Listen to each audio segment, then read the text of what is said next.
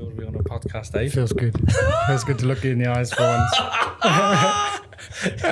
you got all the questions ready? You do, yeah? You got to catch me off guard. No. You want me to take a photo of you? Send it to the wife? No, later after. Yeah.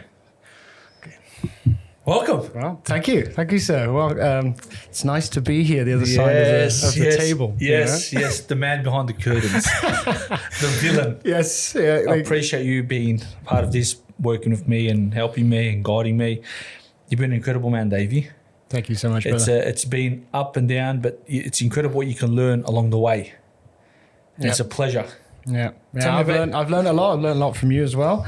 If you would give me the pleasure, I'd like to start with something. Yes. I'll start with a poem. Cool. Okay. Do I need tissues for this or no? No. Okay, good. I'm going to put the tissues away then. This is called Lost by David Wagner. Stand still. The trees ahead and the bushes beside you are not lost. Wherever you are is called here, and you must treat it as a powerful stranger. Must ask permission to know it and be known. The forest breathes. Listen. It answers, I have made this place around you. If you leave it, you may come back again saying, here. No two trees are the same to raven. No two branches are the same to wren. If what a tree or a bush does is lost on you, you are surely lost.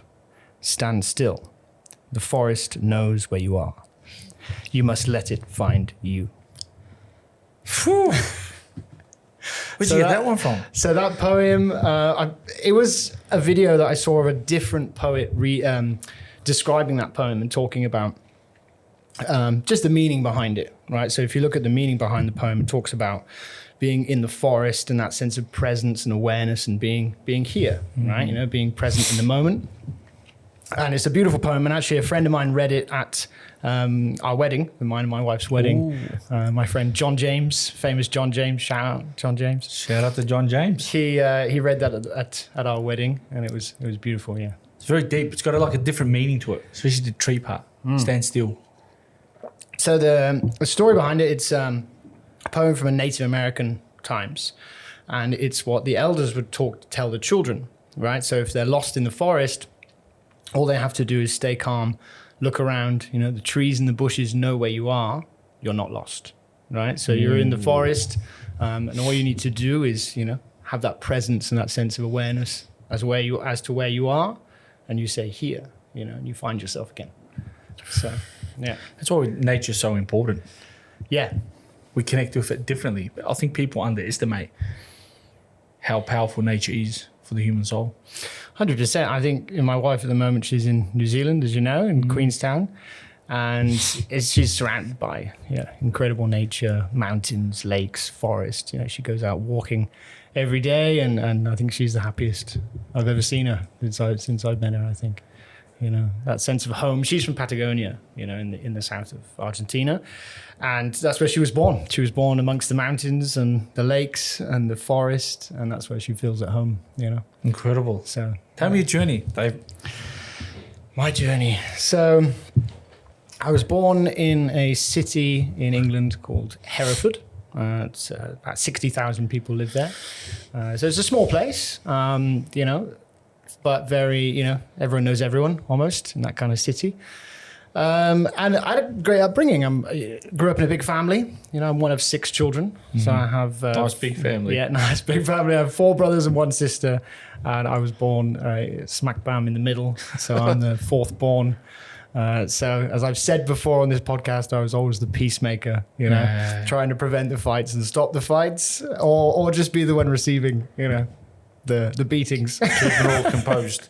Yeah, tried to, you know, my brothers, there's a lot of testosterone, right? You know, 5 brothers all together living in a house. Many times where you'd swing hands. Oh yeah. It took me a while. I was never a fighter, and I'm still not a fighter, right? But it took me a while to, more of a lover for sure. You know? But it took me a while. I remember one memory. My brother Jack, 2 years younger than me, he would scratch me all the time, scratch my face. So I'd go to school and I had the scars on my face. Looked like I'd been attacked by fucking scarecrow or something, you know? Like that was how it always happened. And he always used to, scratch my face and fight me. And I'd never fight back, you know? I don't know. It just wasn't in me. I wasn't someone that wanted to fight, especially my younger brothers, you know? And I remember one day in the garden, my dad sat on the deck chair and he's just enjoying the sun. Me and my brother start playing, and then we start fighting, and Jack starts scratching my face, and my dad's just sat there laughing, you know? And I think he said to me, he said, "Go on, Dave, you know, you could do it, Dave." He wanted me to fight him. Yeah, swing your head back. Yeah, and that was the very first moment. I pulled back, fist clenched, and I smacked him right in the face. How did that make you feel? And he fell back and he started crying, and my dad was in stitches laughing, and he just said, "Well, you deserve it, you know, you deserve it." So, how did you feel in that moment? I ran. I ran because I was scared that my dad would crack me. But you know, it was it actually laid sort of the foundations of more respect between us. You know, because from that moment, then like he's kind of stopped doing it. I didn't have scars on my face as much, you know, and he definitely stopped after that. So, you know. It teaches you sometimes. I've been reflecting on this recently. It's sometimes important to stand up to the bullies. You know, I respect, you know, you got to be humble and keep away from violence, but sometimes you got to get violent. Yeah, I think especially when you're getting oppressed. Yeah, I think it's true in your younger days, maybe more true when you're a child, you know, to learn that. I guess it's demanding respect from people, right? You want people to respect you, and you want your brothers and sisters to respect you, and, you know, people in school. Difficult thing, right? You go to school and there's all sorts of different children in school, you know, and there's good schools and bad schools, you know, and there's good years and bad years in the school. You know, my year was particularly, it wasn't too bad, you know. There were fights and stuff, but there wasn't so many bullies. I think I did pretty well. In my brother's year, 2 years older than me, it was the worst year. The worst school year of boys, bullies. They were come from bad upbringings and bad families, and they were violent, and it was tough. You know, my older brother went through it a lot, you know, when he was a teenager. He was bullied a lot, you know, and those people were particularly mean, you know. So I can never seem to understand bullying. I don't know why it happens. Is there a sense that you know you can oppress that person and that person can't defend himself, and it gives you a slight of edge of power over them? Well, I think we've touched on it so many times in the podcast, you know, with guests, and it comes down to childhood trauma. You know, you look at the upbringing these kids come through, if they're, you know, getting beatings from their parents and their dad, you know, a lot. There's, you know, a lot of violence and anger that's stored inside them. And where can they, you know, release that anger? In school, you know, to weaker people around them, and they take their frustrations out on. How was your other people. Youth days for your family and your brothers? It was really, I mean, as I said, we're a big family. We traveled a lot, which was really nice. You know, we had a family home in like a holiday home in France. So we would go 2-3 times a year, all of us get into a big van and drive down to the ferry, take the ferry across to France, and we'd spend the summers, Christmas, Easter in France as a family. I think my dad loved that. You know, my dad loved just us being that unit, being together. We didn't tend to do so many big family gatherings, you know, with like uncles and aunties and cousins and grandparents. We did, but like what my dad loved every year was just us being together, you know. The more of the direct family inside. Yeah. Because, you know, family, what do you call it? Politics, you know, family politics with uncles and aunties and cousins and grandparents. Yeah, they have opinions, you know. I'm very, it's funny because reflecting on that, I'm very much like that, where I kind of don't like those opinions from other people, you know. I'm like, it's not your place, you know, to give your opinion on what we do as a family, you know. Yeah. But, and then it ends up in arguments and fights, and everyone stops talking to each other, and all of a sudden the family's broken up. Yeah. What a shame, or what a waste. You know? Yeah, it is very much like that. And yeah, my family upbringing, it was very happy, I have to say. You know, like I think I was very lucky growing up in a family that was well off. My dad was a carpenter builder. He had his own company. It was called Dave Maguire and Sons. Ooh. Dave Maguire and Sons, because he had 5 sons. But actually, he started the company before he had that many sons. So I think he just knew he was going to have so many boys. You know? And yeah, very well off. You know, he ran a very successful business, and you know, he could take 6 kids on holiday 3 times a year. Oh yeah. You know, Yeah. like He's in the good leagues. yeah. I mean, we went to a 5-star hotel in Malta, you know, for Christmas one year. You know, to Lanzarote, and we went to some amazing places, all of us together. And it's, you know, you think, yeah, very well off, really. You know, and yeah. So yeah, childhood years really, really happy, I'd say. You know, overall for sure. And growing up, how did it go from in your teens and later in life? I was big into music, so got into music at about 11 years old, started playing guitar, and met some friends at school who were also into music. My friends Jez, Jordan, Chaz. Big shout out to the boys. Shout out to them boys. We were first called Black Rose. A very rock and roll heavy metal, you know. We went through a couple of different names. Cheeky beers there or nah?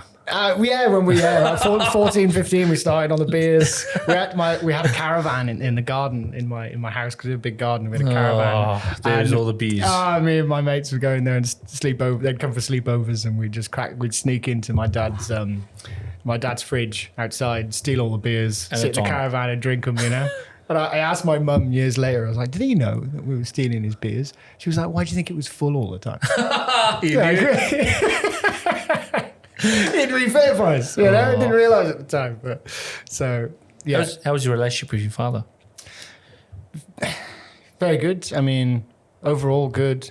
You know, my dad was a tough guy as well. You know, you remind me a bit of him. You build, big guy. You know, forearms like you've never seen on someone. The size of his forearms. His hands were like rocks. You know, because he was a carpenter, builder. He was all the time outside. That was strong man, mate. Back then, he was strong, man. He was strong, and he was a disciplinary for sure. You know, he was quick to react. You know, I'd say he was reactive, and he could be quite aggressive sometimes. You know, but it's hard. It's hard. You know, you imagine he's got 5 sons. You know, you got to have some order in the house.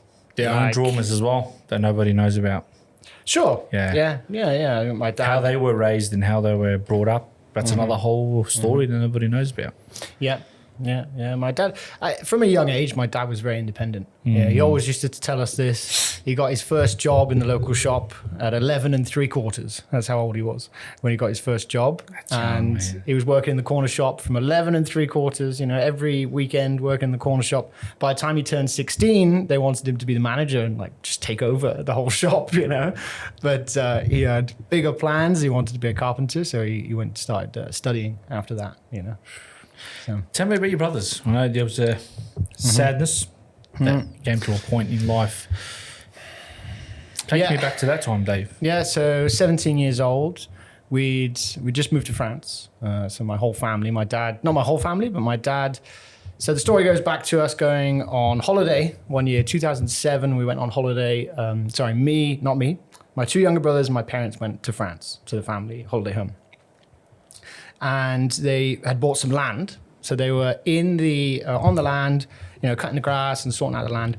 And my mum stepped on like a branch or a twig or something, and it went into her foot, and she got septicemia. So she got blood poisoning. Wow. And it was from a branch. From a branch, just working in the garden, and something got stuck in her foot, and she got blood poisoning. You know, crazy. So that basically extended the holiday from what was going to be a 2-week holiday to 5 weeks. So they ended up staying a lot longer because the doctors didn't want them to go back to England until she was better. So she got better, and they got back sometime in May 2007. And when my parents got back, my dad said, "I don't want to be back here. I don't want to be back in the UK. You know, I love it in France. I love that life there." So by August, they'd sold the house, packed everything up, and they took my 2 younger brothers and they moved to France. You stayed here. And I stayed in the UK. Yeah. Not here. I wasn't here. But How old are you at this point? I was 16. Okay. I was 16. So my parents actually... You decided to stay? Yeah. So they were waiting for me to finish school because that was just my last year of school, of actual high school. The way it works in the UK is you finish at 16. And then you choose to go to college, right, which is 2 years, and you choose 3 or 4 subjects that you want to study. And then from there, that kind of narrows everything down. Then you go to university, right? So they were waiting for me, you know, and they said to decide if I was going to go to college. And I decided I didn't want to. My thought process at the time was, I guess I didn't want to be a sheep. you know. I didn't want to study one of the ologies, sociology, theology, or some bullshit that they wanted to try and, you know, continue to teach me. I didn't particularly enjoy school either, you know, like actually studying and all that. All of it was just, you know, it didn't excite me enough, you know. And I think from that young age, I just wanted to be independent, you know. And my parents were happy with that, you know. They were okay to leave me on my own at 16, you know. So I ended up moving in with a friend, Ellie. Good shout out to Ellie as well. Shout out to watching. Ellie. And so I moved in with her and her parents, and I rented a bedroom. My parents paid for a bedroom, and I was working at Starbucks. So that was my first job. So I started, you know, raking in the cash, Starbucks cash, and blowing all my money every time I got paid, you know. What are we blowing it on? I bought an Xbox the very first week, so And gone. beers. Beers, oh yeah. Were you partying yeah. at that time as well? Yeah, starting to really get into it there. Freedom. You know? Yeah, starting to really party, get into it, hanging out with some of my older mates so I could get into the pubs, you know. How was the effect of being away from your family at this point? I think I loved it. Yeah, enjoyed Like, it. it was Was it in- hard a little bit in the beginning, or was it just like, freedom? Freedom, man. I was independent. Yeah. I think I've always been that way, you know. It was and then 16. I was there living on my own for about 6-8 months, and then I got a job working with in a music shop. And the owner was an asshole. Like, he was not a nice guy. And I didn't enjoy the job. And at that time, my dad called me and he said, listen, I'm coming back to England to pick up some of the last stuff that we've got there. Do you want to move to France with us? Tell me right now on the phone, yes or no. And that was the moment that changed my life, really, because I said yes. You know, I said yes, and ended up moving to France then at 16. Yeah, nearly 17. Well, yeah. And how was that journey from there? Did it? It was strange. I mean, I Really? got dropped in school, in a French school, all French. Oh, it would you have know? been different. I couldn't speak a word of French. You know, I failed French in school. I got a D. I kind of sucked. You know. All of a sudden, you get dropped into a school that everyone's speaking French. Yeah, everyone speaking French, and there was a couple of guys in my class that could speak okay English. You know, so they were guiding me and helping me. And one of the guys that put his hand up to look after me, Max, shout out Max. He couldn't speak any English. He would just say, fuck, shit, fuck. He'd just say that to me and we'd communicate like that, you know? Like, he would just swear and we'd laugh and it was beautiful, you know? And yes, then I ended up in French school for a year and a half. Got a French girlfriend. Oh. And just spent loads of time with her and her family, and I just learned French. You know? That was it. You know, they say the best place to learn a language, you know where that is? Where? In bed. Oh, that's a good one. I'm the living proof of that. I Yeah. speak 4 languages. What language do you speak? French? French, Spanish, Catalan, and English. What is Catalan? Catalan, so it's in Barcelona, Yeah. in Spain, in Barcelona. There's a region called Catalonia, and they speak. It's another language similar to Spanish, but a mixture of Spanish and French, right? So because it's on the border of France, and that's a whole other language. So in Spain, they have 4 official languages. So they have Catalan, they have Spanish, they have Basque, and they have Gallego. So there's 4. Gallego. Which is in Galicia, which is like, you know, the other side of Spain. Give me some of these words. I want to hear how it sounds. So, for example, please is susplau, right? So you could. My brother will like this one. Jake always says this. Tens fox susplau, which is, do you have a lighter, please? Very like strong. Yeah, it is. It is. It's very, you know, they're kind of country people, like, and it's very like, it feels like, you know, the language sounds quite deep and thick and you know, different to Spanish, quite different. Yeah. So yeah. So French school, interesting, and then I moved out on my own to Le Mans, which is another city in France, which is about 3 hours from where my parents were living, a couple hours. And I joined a school in making and repairing guitars. Ooh, So I did something it. different. So a luthier is the official title of the job, right? So I went to this school, and again, I was just dropped in it. It was me and 14 other guys who were all French from all different parts of France. And I was the only, you know, I was the odd one out. I was the English guy, you know? And that was where I really learned French. That was where I, got really good because all the guys there, it was very lads, it was all just blokes and we were going out drinking and we were playing guitar and we were playing music and we were making guitars and, so I did that. French language is very interesting as well. S'il vous plaît. S'il vous plaît. Yeah, it's like sous plau, right? It's from Catalan, sous plau and s'il vous plaît, right? Can you hear the similar word, So it's very interesting. French is very nice though. Must admit.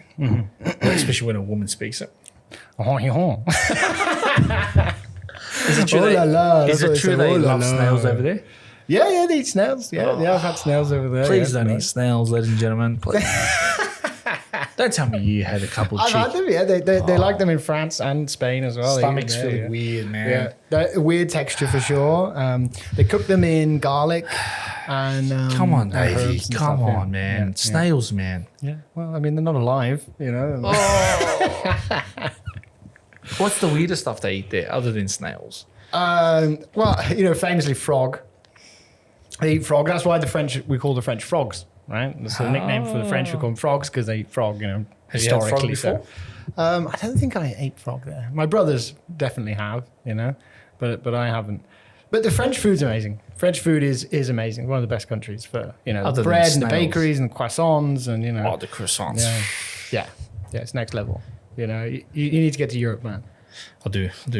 Once we retire, once Spotify gives us $100 million contract. And they will after this episode. Yeah. And then comes the darker side of the story. As I was 17, moved to France and my dad fell ill. And he died after about 5-6 months of illness of cancer. Rest his soul. How old was he at this point? 51. Very young. Very young, my friend. Pancreatic cancer it was, yeah. So how did that affect you, Dave? I remember the time. Take me back for a moment.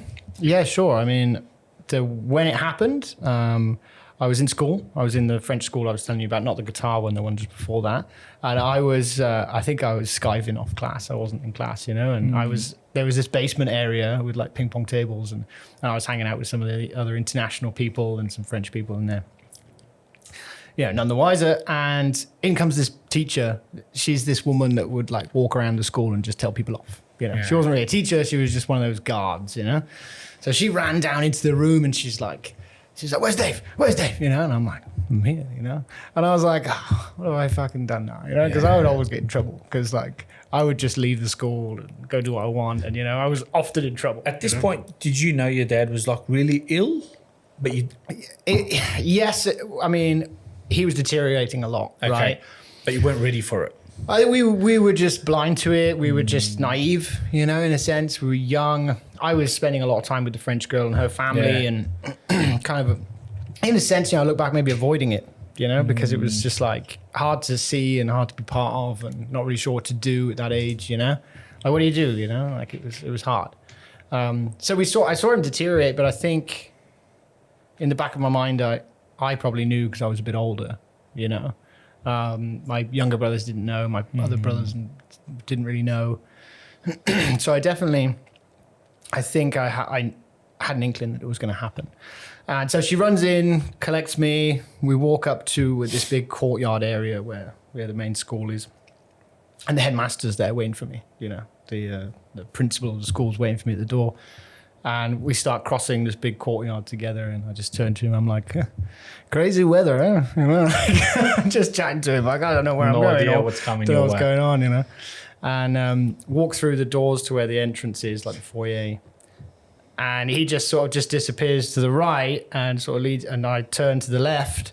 And in the room's my mum, my younger brother. And they're just in floods of tears, And my mum just looks at me and she goes, it's Dad, And I knew, straight away. And I remember this feeling. I remember this sinking feeling I remember saying, oh, no.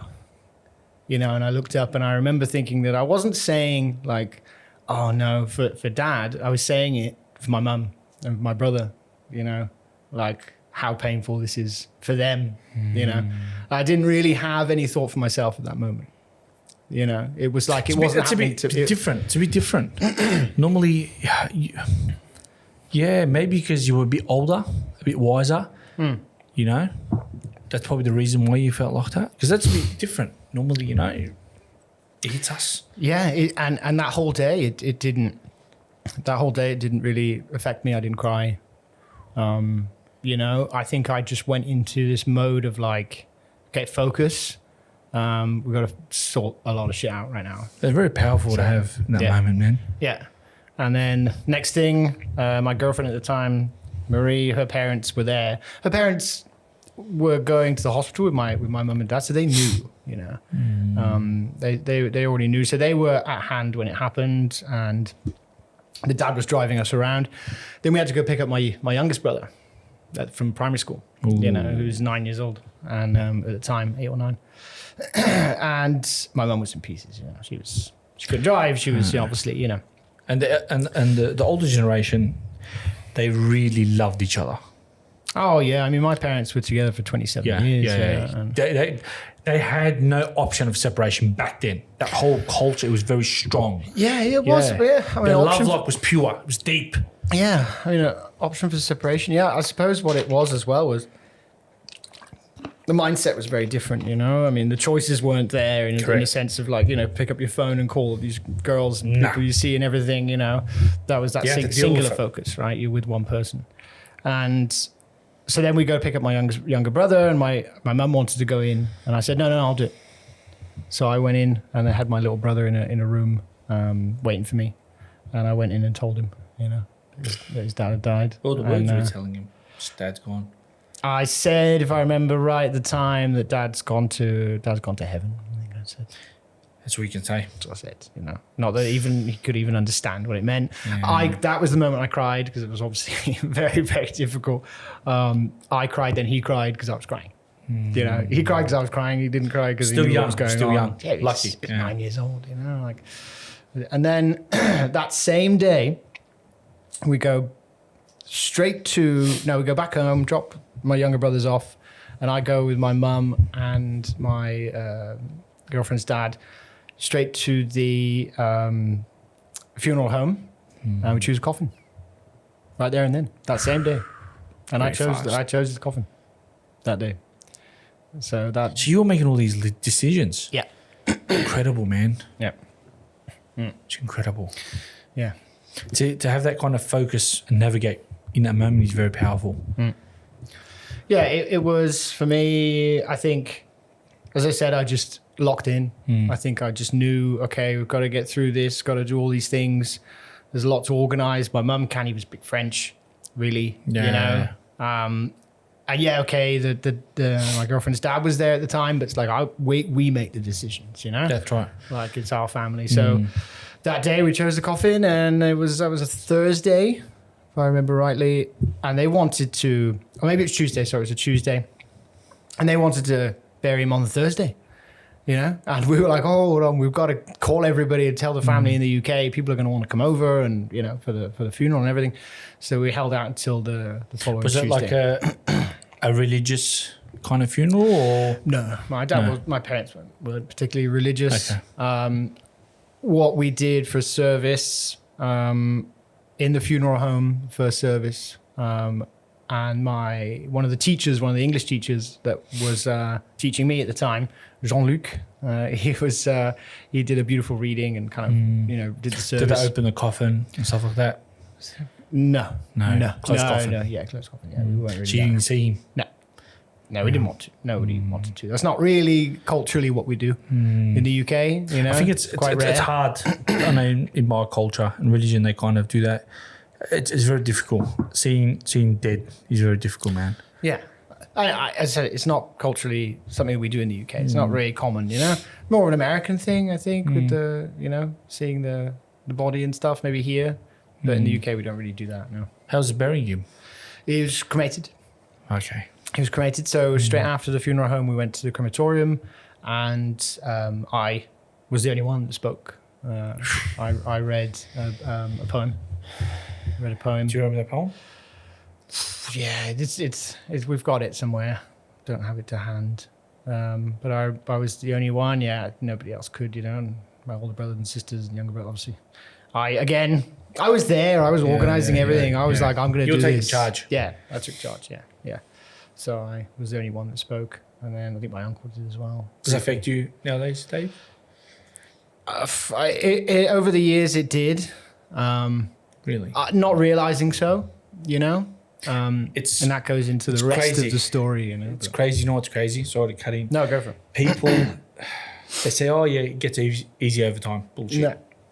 That's the biggest lie I've ever heard. It actually gets harder over time because you start to miss them more. Yeah. Well, you connect the dots, I think.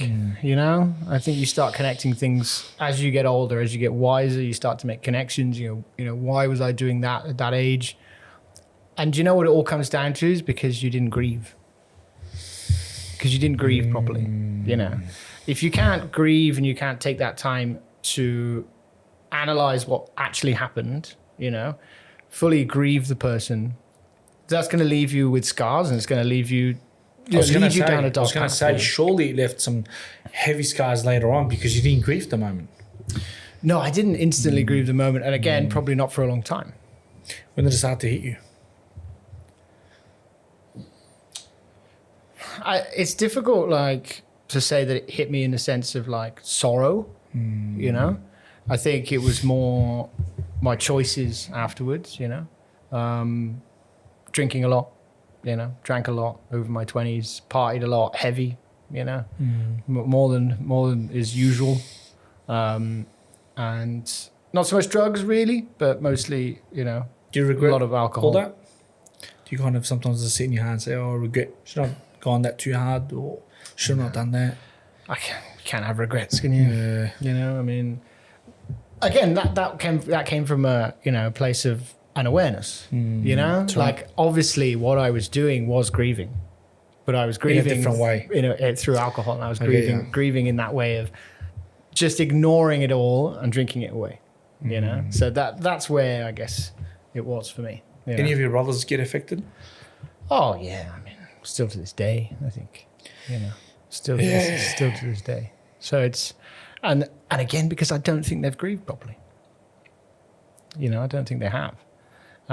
Especially my older brothers and sisters, you know. My younger ones, my two younger brothers, I was with them, you know, the whole time. And I feel like I was a big part in stepping into that role of, like, being the dad for them, you know.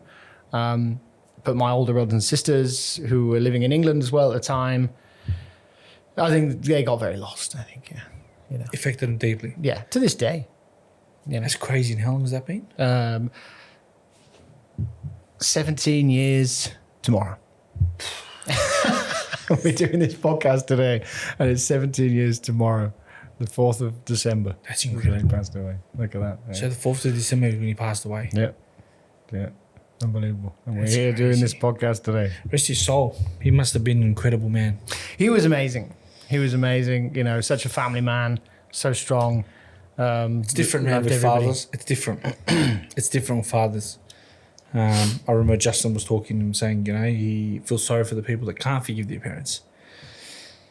Yeah. Fathers are different. I think they just play a massive role. I think whenever we stuff up, we can go back to them. There's an anger that comes with grief as well, right? Like, you're angry at them for leaving, you know, abandonment, right? You know, you're angry at them for not being there to talk about why things happened the way they did in their childhood. There's nobody to ask, you know? Like, that person that you could ask is gone. And so you're left with that sense of frustration and anger and the grief that you haven't dealt with. And yeah, you're left with you're at a loss.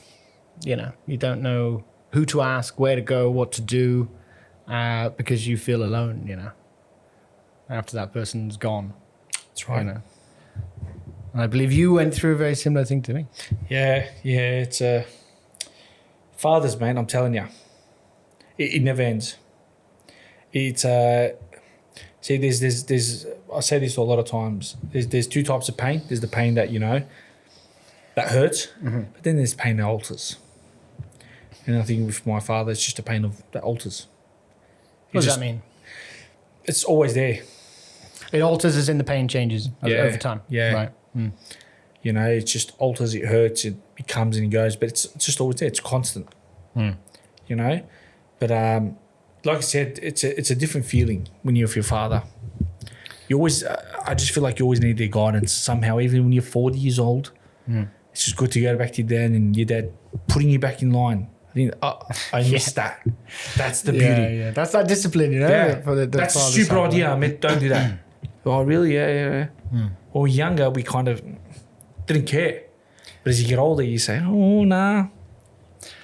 They went through it. Of course, it's guidance. You know, it's a guidance that's lost as well. You know, so I believe the only person that wants you to do better, the only human being, like man, that wants you to be better than him, yourself, is your father.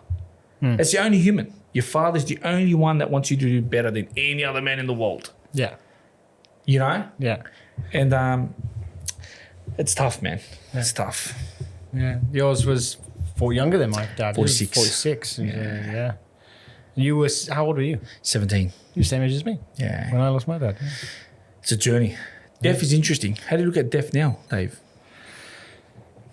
I always want to ask this question. How do you look at death, you know? I think it's the next stop, you know, the next bus stop. You got to get off and got to get off the bus and wander around, you know. I think the only people that are affected by death are the ones that are dead. You know, those are the only ones affected by death. I think, you know, we are spiritual beings having a human experience. You know, that's been said on this podcast quite a few times. And essentially, you know, I think we could both agree that the soul is something that we both agree is real. Yep. You know, and it weighs 21 grams. it weighs 21 grams. 21 grams. That he, I was watching a documentary, experimented with it, and he weighs 21 grams, the soul. Yeah. And I think the soul is incredible. Tell me about the soul. I think, well, it goes back to a little bit about what we said in the very beginning, you know, that nature, that awareness, that presence, you know. I guess to fully involve your soul in your life, you know, you have to be present. And I think, you know, again, things we've spoke about before, but there can be certain ruling things in your life, feelings that rule you, you know, the traumas from the past, anxieties look to the future, you know. But if we all focus on, again, what the poem speaks of this quite well, that sense of being here, being present, that's when you can connect with your soul. Because otherwise, what is it? You live in noise. You live in the anxieties of the future. What about this? What if this happens? What if that happens? You live in the traumas of the past. What if that hadn't happened? What if that had happened? You know? And people live in this, you know, they live one side or the other, and they're never right in the middle, you know? And all that is noise. All that's noise. And it prevents you from connecting, prevents you from being present, prevents you from connecting to your soul, you know? How was your journey after that? After a lot of traveling, man. I moved to Spain when I was 19. And I was in the south of Spain first, working in a hotel as an entertainer. So I was juggling and doing sports activities with kids and, you know. And I moved to Granada in the south of Spain. I was there for a year. Crazy place, amazing place, beautiful, you know. Spent 6 months in Ibiza. oh, Yeah. did you party hard there or what? There's photo evidence I was there, but I don't remember much. But someone's got. What happened stays there. That's right. Yeah, I was actually on Google Maps for a while in Ibiza. Really? Yeah. Like there was a street next to the hotel that we were working at. Me and the girl I was with at the time. And I remember like walking down the street and seeing the Google car go by, and I was like, and you can see me point, oh shit, it's a Google car, you know. And then maybe a year or so later, I checked on Google Maps, and there I was, right outside the hotel. So that's the photo evidence that I was there. Google Maps. Then after that, Barcelona. Lived in Barcelona for five years, and that's when I got into teaching. So I started teaching English in language academies, and I was teaching in many different places over the years. That was sort of my main profession throughout most of my 20s was teaching. Did you enjoy teaching English? Yeah, I loved it. I think it was something I was really good at, quite good in front of an audience. Loved teaching in general. Just getting someone from a place of not knowing to knowing is what teaching is, right? Quite simply, you don't know, now you know. Yeah. And isn't that one of the Snoop Dogg songs? You don't know, Kind now of you know. So, yeah, teaching was great. I loved it. A lot of love. Yeah, a lot of love, a lot of great students. So many people. I mean, I don't know how many people I taught. 14 years teaching. It's a long time. Shout out to Davey. Davey was a bloody teacher. Huh? Hundreds of thousands of people from all over the world. What did you admire about teaching?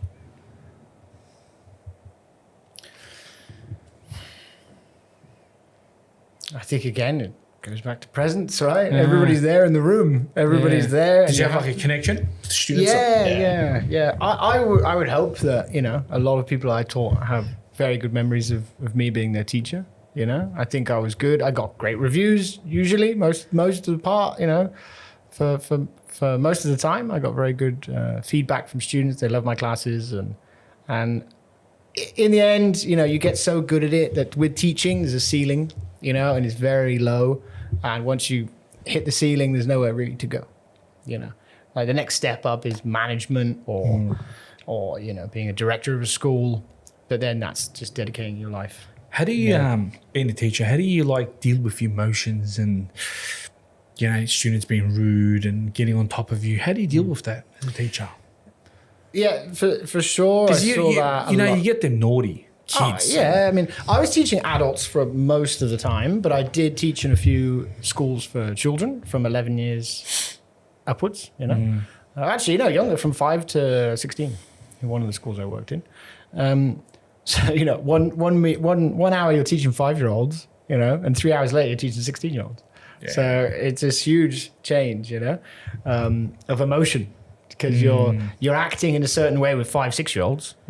You're the playful juggling circus clown. Yeah. And then with the 16-year-olds, you're trying to be a bit of a disciplinary, and go, okay, we've got to do this, shut up.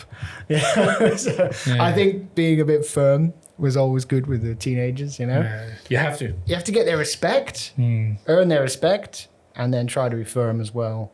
And get them excited, try to get them excited, get them to have fun, be present in the room with you. Enjoy being at school. Yeah, which is hard. Yeah. You hate school. Yeah. So I did too. Yeah. I think it just it goes back to childhood. If you grow up in a household where school isn't priority, education, it's a setback. It's a very fast setback. If your father's like a well-educated man, he's like a professor or something, you're going to go down the line of education, most likely. True? Yeah, I mean, my wife's that case, her parents are both teachers. Yeah. 35-year careers being full-time teachers. One was a primary school teacher, the other was a secondary school teacher. And my wife's incredibly intelligent, very, very smart, very smart been woman. watching her stuff. Yeah. What was her name again? Go Sane. Kate, wasn't it? Kata. Shout out to Kata. Been watching your stuff. Is incredible. Yeah. Very inspiring. Catalina. Yeah. And she needs to become a relationship therapist. Teach these people how to date. Yeah. Hey, we need it, right? Yeah. I mean, look at the state of the dating game. Just ask Frankie, What do you think's gone wrong in the dating world? I've always been in long-term relationships for most of my life. Let's say relationships. Yeah. What do you think they're going backwards and they're not really committed to one another anymore like they used to? Yeah, I mean, as I said, difficult. As I said, I was always a long-term relationship guy. So even from a young age, I think my very first girlfriend in school, I was with her for about a year, and then another one for a year, and then another one for 4 years, and then 7 years. So I was always kind of in that long-term relationship thing, I think, thankfully, looking back, because, the dating game, meeting different people here and there and trying to make relationships work. And I mean, my wife speaks about this a lot in her content, that it's about your own awareness. I think she put a video out today about choosing how much shit can you take from the person you choose. Essentially, that's what it comes down to, right? Like, you choose this person, and how much of their shit can you take? Yeah. In a sense, I agree. I think you should go all the way, because you learn. You're two different people, and you continue to learn about each other. Yeah. But once it becomes toxic, I think it's where you got to step away. But if there's little arguments about a lie or picking up your jogs after you have a shower or your clothes, it's basic stuff, man. Two people come from different worlds, connecting, finally living with each other. It's a process. Yeah, and look at what most relationships are now, right? It's the guy goes out with his mates, still hangs out with his mates, and goes and parties with them and drinks with them, plays footy with them, and the girl has her friends, and then all of a sudden they live together in a house, and then they just sit, watch TV, a few hours, go to bed, have some meaningless sex, and don't connect, don't talk, don't communicate. They don't do anything that can actually benefit the relationship. They just sit there and wallow away, in this kind of relationship that eventually they will feel stuck in. That they go, I'm with this person, I'm 35, 6, 37, and I've been with this person, nothing's really happening, but where else am I going to go? Yeah. And so what happens then is, you feel your life is full of this, in a sense, meaningless relationship that doesn't really have much depth, What does your wife mean to you now? Oh, man. Because I know you have a very special spot for her. She's an incredible human being. Yeah, she's the best, man. She's an incredible human being, really educated. So what does she mean to you? Everything, man. No, honestly, she taught me so much, What's the greatest thing she's taught you? Again, the presence, the awareness, being present, being in the moment, not being anxious about things for the future, not holding on to your past. Before I met her, I would talk a lot about my past. I would tell a lot of stories in pubs, about things that happened, and stories about my past, and using those stories to then give excuses for why you are the way you are. Oh yeah, I get what you mean. And that's what a lot of people do that. Would you say that goes under victim? Victim mentality, for sure, I'm like this because of what happened to me then. This is why I'm like this now. So what you're saying is you haven't done anything to change yourself or try to, improve yourself from that moment that happened to you to now. I get what you mean. And it's still what's dragging you down, and you've done nothing to make any sort of, progress. It's just it's a victim mentality. It's blaming your past for your present situation, So she's taught me those sorts of things as well, She got me into tarot cards. I should have bought my tarots. I didn't today. But got them. Yeah, I forgot. And yeah, a lot, again, just being present, being in the moment, enjoying time together, and having just endless conversations. Hey, it's so important. People have lost that, man. And that's what's wrong with the dating game, right? Is that people can't communicate. They can't have conversations with their girlfriends and boyfriends. Having challenging conversations. Yeah. Critical thinking is the most challenge important my thing. opinions and I'll challenge your opinions. Yeah. But the problem is people get into that phase and then they get defensive. But no, man, just challenge each other. That's how you grow, I feel like. Yeah, definitely. But it's also learning. Yeah. Being open to learning, right? Because your ego is going to prevent you from having a successful relationship with anyone. Because your ego creates, a stubborn personality.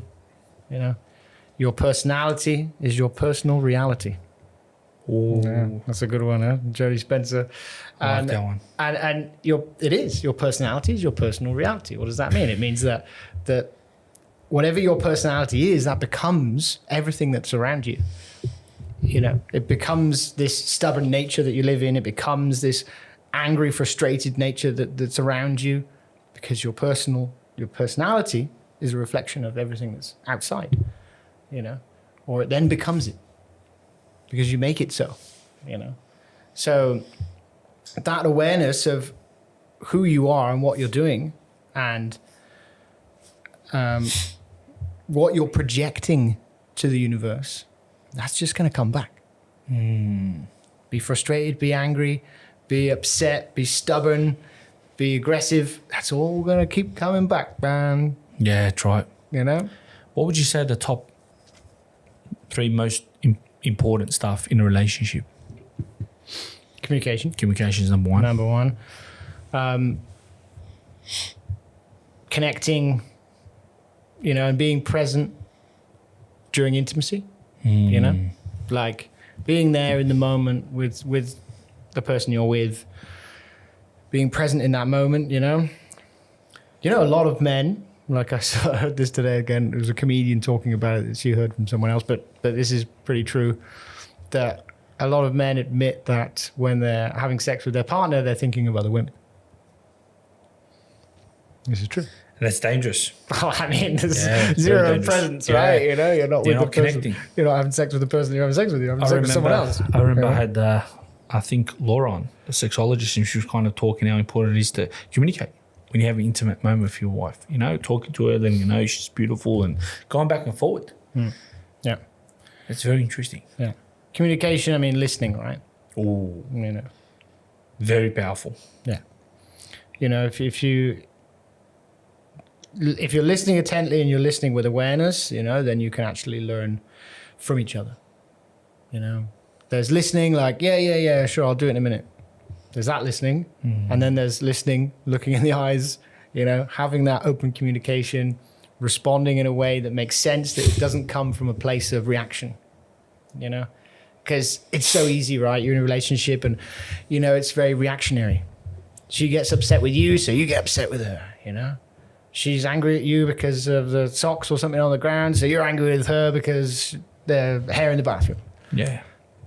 That's not growth for either person, you know. All that is just a cycle of, you know, cynicism that just leads to broken relationships, you know. If you can't, you know, if she says, you're leaving your socks on the floor, and then you go, okay, I'm leaving my socks on the floor. What should I not do tomorrow? Yeah. Very simple. Is that hard? Is it hard, you know? And the same goes the other way around. You know, I'm not just saying it's only men that make mistakes in relationships, you know, women too. And if women are open to listening and taking things on board, then again, that relationship would improve, you know? That's what I learned so much being with her since we met, you know, was working on the relationship, you know, being aware and changing who I am to make the relationship successful. Because if you're stubborn and you stay the same the whole time, and she's angry with you about something that you did 2 years ago, and you're doing it again now 2 years later, you haven't learned anything. You haven't progressed. You're still the same person you were when you met. And if she didn't like that then, she's not going to like it now. That's right. You know? So again, it's that awareness, learning, listening, communication, you know? And I guess also, you know, gratitude. Yeah. Be grateful as a woman who wants to be with you. Yeah. Because Very for true. a lot of men, there are not many women that want to be with certain men because of how they are, you know? That's right. What is the greatest lesson life has taught you? God, 55 minutes already, look at that. Yeah. Wow, Jesus. We could do another hour, couldn't we? Bro, I'm telling you, I'm in the flow in this, man. I'm in the zone. We just keep going. I'm in another world, mate. Yeah. I mean, yeah. It's just what I've learned since I've been here in Australia, and what I've really been focusing on is being present. Just being in the moment. Just being present, you know? Like, you're always going to get those senses of anxiety that are going to bring worry and fear. That's always going to keep happening. But it's how you deal with those anxieties. If you feed them, they're going to get bigger.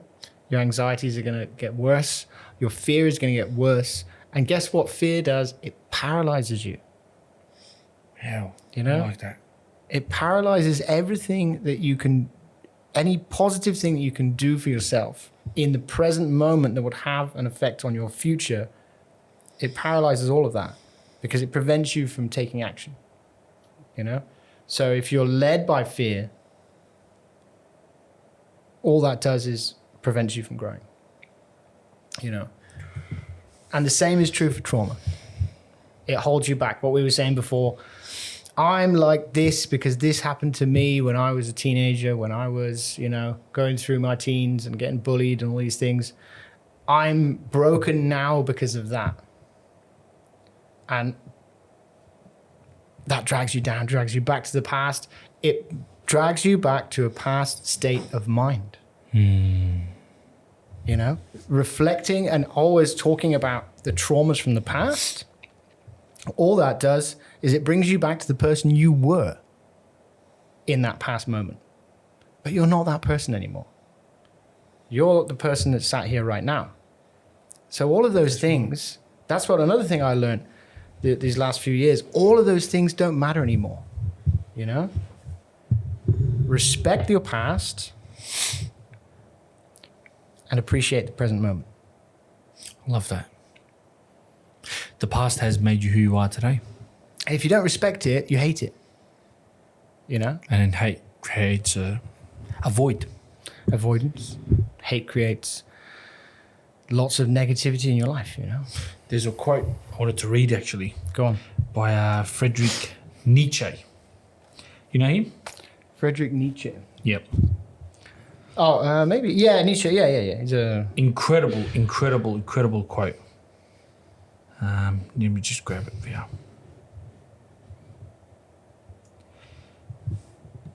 Yep. Beware that when fighting monsters, you yourself do not become a monster. For when you gaze long into the abyss gazes also into you. Yeah. I find that very, very crazy. Yeah. Beware you don't become the monster when fighting the monsters. Yeah. That's again because you're focused on the monsters. And then when you gaze into the abyss gazes also into you. And what's the abyss? That's your trauma, that's your anxieties, that's the abyss. The abyss is all around you. You turn your gaze to the right, turn your gaze to the left, that's the abyss. You look straight forward. Not there. When we die, where do you reckon we go, Davey? God, would it be great if we were reincarnated or something, like as an eagle. An eagle. I don't know. I think what's really great I was in Bali and they were talking to me about what they believe. In Bali, I think they're Hindus. I think it's Hinduism, right? And what they believe is that when their grandparents or great uncles or great grandparents die, they're reincarnated as your children. So Very the guy different. that was my tour guide, Mr. Yoga, great guy. Mr. Yoga. Shout out, Mr. Yoga. He told me this. He said that yes, my son is my great uncle. I said, what do you mean? He goes, well, my great uncle died and my son was born shortly afterwards. And I look into his eyes and it's him. It's the same person. So they have that belief that it's that cycle, that, it's you're reborn into that family heritage, Which I think is fascinating, isn't it? It's Very different. That would be amazing if that was true. Yeah. I think everyone's seeking that answer. Everyone's looking for that answer. Nobody can really find it. Well, you never will. You'll never be able to find it. Yeah. We'll you never know. can't ask the dead. They're dead. Can't ask the dead. Not for forgiveness. Yeah. Yeah.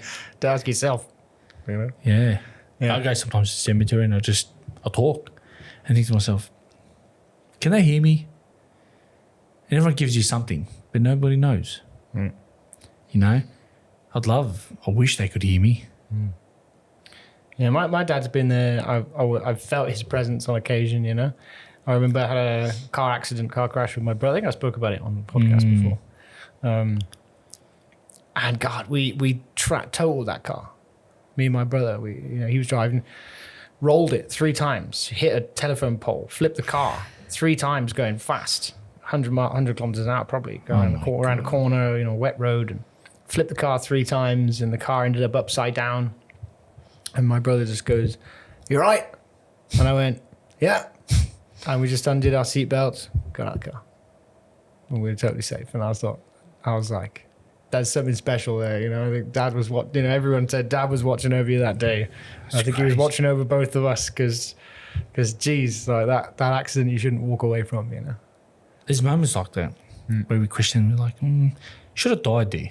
Yeah, I've had a few of those. You know what I mean? Yeah, I've had so many moments where I'm like, I should have died there. Am I still alive? Yeah. But death is strange, man. I don't like dealing with it no more. I've lost too much people, man. Too much people have died, and I don't like it, man. Death surrounds you, my friend. I don't like it. It just, I miss them. I miss all the people that have died, Can you grieve? Have you grieved, do you think? For many years I did. For many years. What was grieving for you, though? What do you describe as that process, though? Self-hate? Hiding away? Growing a beard? Like you told me during COVID when you came out as a beast. Yeah. Yeah. I was staring into the void. And then the void was staring into me. And I just kept going down into that void, man. Became a monster. And it's good to be a monster. You got to learn how to control it. Yeah, some dark days, man. Don't like them days. I think you need to be positive and happy and smile and show love to everyone. Depression's such a hard thing. In today's world, people, they just throw pills at it. And they think it's going to fix it. Nah. It's only numbing the pain. I don't care what any doctor says. I don't care who you are, what degree you have. It is a sickness. Pills are a very dangerous... Man, the mind is created to heal its own self. I'm a big believer of that. I had someone that was fighting cancer for many years with his mind. Kept training hard, kept being fit, firm. He died the moment he started chemo. Jeez. Yeah. Yeah. He battled 8 years for it. Perfect. And then I'm a big believer, man. Like, everyone has their own opinion, but pills, they're dangerous, man. I've seen a lot of people lose their self to pills. Never come back from it. Never came back. What's the only way to defeat, that darkness is love. Yeah. How many people have we had on this podcast that did the same thing? Yeah. Great people, great minds, and they've said the same thing, And then there's the whole argument with, what about them people that are suffering, they have no love around them? That's a whole nother subject, because they can't get it from their parents and they can't get it from their family. Where are they going to get it from? So I think that's why they start numbing their pain with pills and alcohol and drugs. Because they can't face it, You can't face that reality. You can't begin to grieve. You can't begin to reflect on why you're in that position and have that awareness of why do I feel like this and what can I do to pull myself out of these feelings. They get stuck. You get stuck in this place and it keeps you there forever. If you don't take action and move forward, take positive actions in your life that can drag you out of that dark place. I feel very lucky. I never experienced depression, obviously. Yeah, even after, as you said, losing my dad and going through all that stuff, but it never got me, I was never depressed in my life, Very lucky. Yeah. Very lucky, and you're very powerful. I think it's a powerful mindset you had to overcome it. How are you these days, Dave? I'm about to be very happy. Stepping into a new life with my wife. After a long time. Yeah, after... Salute to you, my friend, for enduring the suffering and the pain. Thank I you. respect you for that. It's a difficult road you're on, but you endured it like a soldier. And you continue, even despite the distance you had with her, you're still committed and you won the war. So salute to you, my friend. Thank you, man. It's incredible, and salute to her for being a woman of understanding. 100%, man. Yeah. I mean, we wouldn't be where we are in this relationship without her efforts as well, and without both of us being strong, being together, being united, wanting to be together after going through something look, I know a lot of families have experienced it, especially in this country with the immigration system, and, families get ripped apart, and, it's something you think's never going to happen to you, and we stayed strong. I think we proved a lot of people wrong. And we're now, about to embark on a new journey in New Zealand. And it's going to be exciting times ahead. It's going to be really exciting. I'm really happy. Walking down the road now, Davey, he looked to your left and he say, 17-year-old junior Dave. What do you tell him?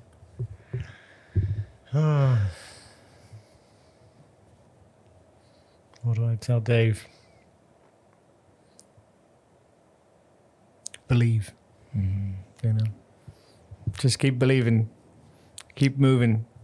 I don't think there's anything I'd change. Out of everything that's happened my entire life, I remember being in the car with my dad once. The memory, just me and him, it's quite rare when you're in a big family. And we were in the van. You'd always take me to the tool shop, go, come on, Dave, let's go for a trip. I'm like, where are we going? Oh, yeah, tool shop, of course. Okay. And I asked him, just randomly, must have been 14. And I turned to him and I said, Dad, do you have any regrets? And I asked him that at 14. I don't know why. It's a strange thing happened to me, and I just had to ask him this question. And I think he was really taken aback. He was very shocked that I would ask him that. And he said no. He said no, not a single regret. Got 6 happy, healthy kids, and I'm the luckiest man in the world. I think were his words.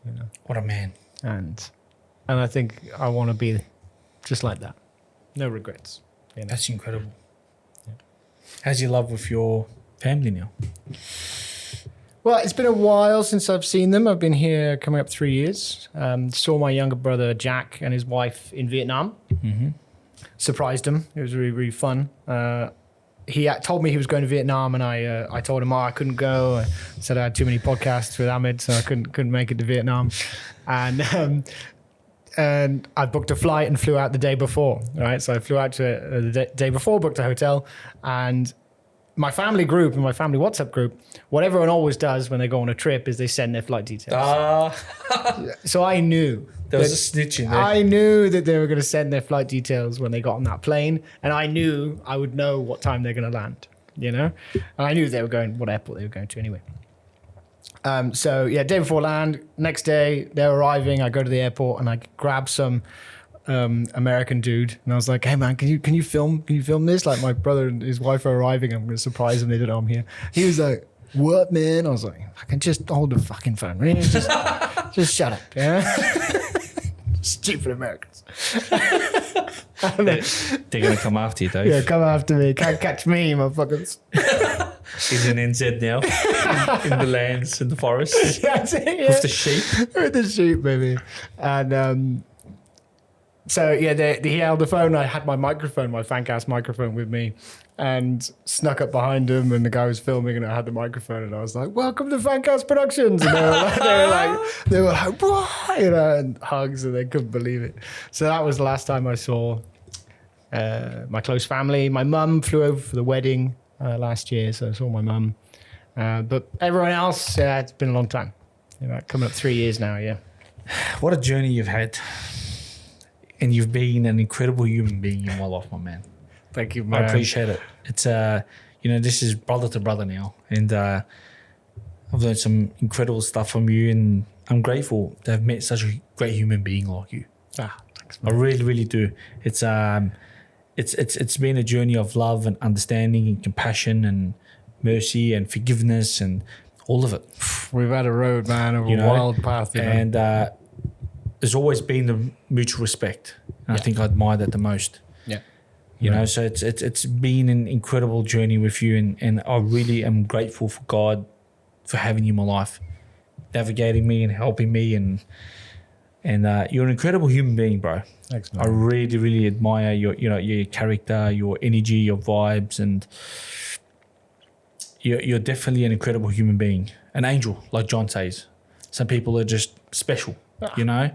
And I think you're an incredible human being with incredible plans ahead.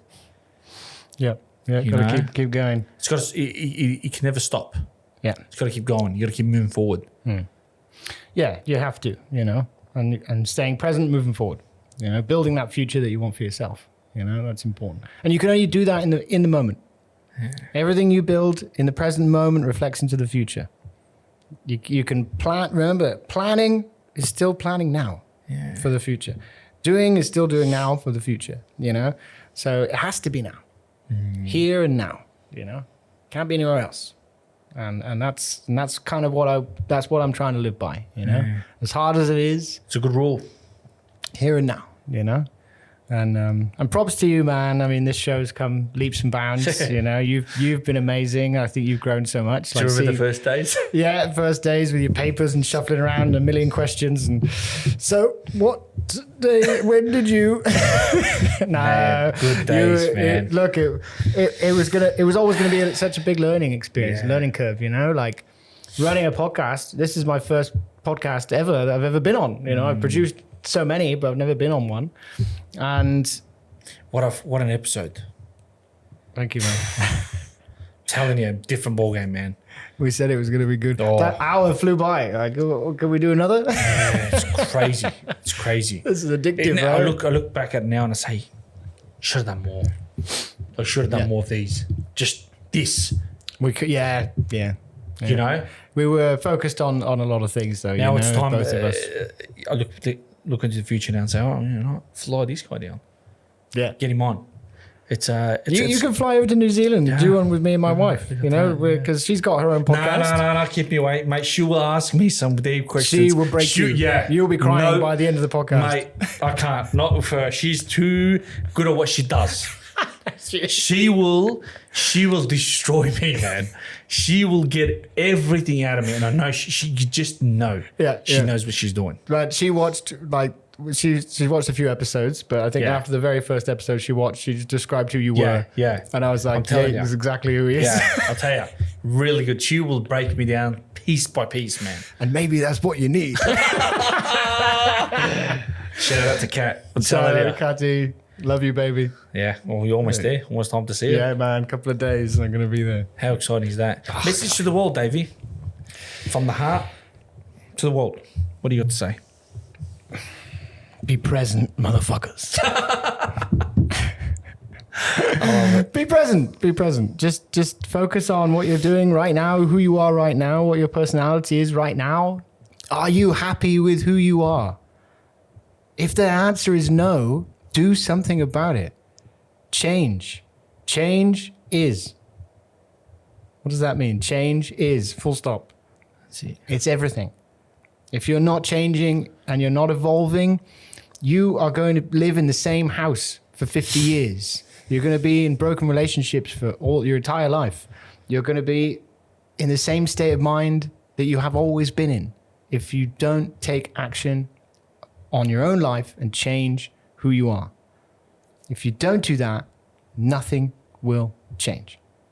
And if nothing changes, you have no future. That's my message. As aggressive as it is. That's very deep. Be present and be aware. Because without that awareness, you'll float along your life and nothing will happen. And you only have yourself to blame. No one else. Salute to you, Davey. What a man. Thank you for being part of my life. Thank you for being on the podcast today, Dave. It's man, I reckon I could have done 3 hours. No word of lie. Yeah, I would have enjoyed it. But thank you for being in my life, and thank you, man. And I hope the journey you start fresh is a new beginning and a new fire. Man, it's always there. Light that fire, baby. Davey, you're the man, brother. Love you, You're the brother. man.